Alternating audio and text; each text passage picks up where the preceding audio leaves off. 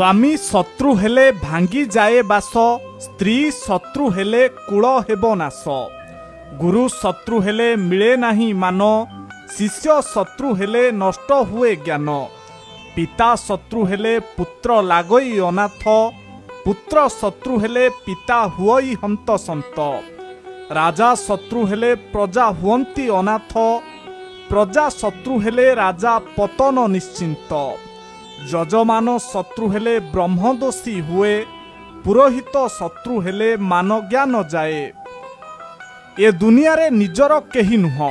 सीतांकर रक्षाकर्ता भगवान राम थिले, किंतु हरण समय रे पाखरे केही नथिले।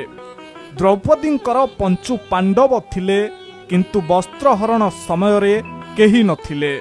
राजा दशरथंकर चारिपुत्र थिले, किंतु प्राण त्याग समय रे पाखरे केही नथिले। रावण मध्य शक्तिशाली थिले, किंतु लंका जलिबा समय रे केही नथिले।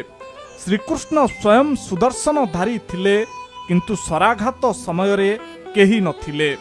सरसज्जारे पड़िथिबा पितामहंकर पीड़ार भागीदार हेबा पई भी केही नथिले। अभिमन्यु राजकुमार थिले, किंतु चक्रव्यूह बेले केही नथिले। तेणु प्रकृत सत्य जानि नेबा आवश्यक जे संसार रे निजर बोली केही नाही, केवल कर्म ही निजर। मनुष्यर प्रकृति स्वार्थ पूरण हेले छाड़ी चली जाए।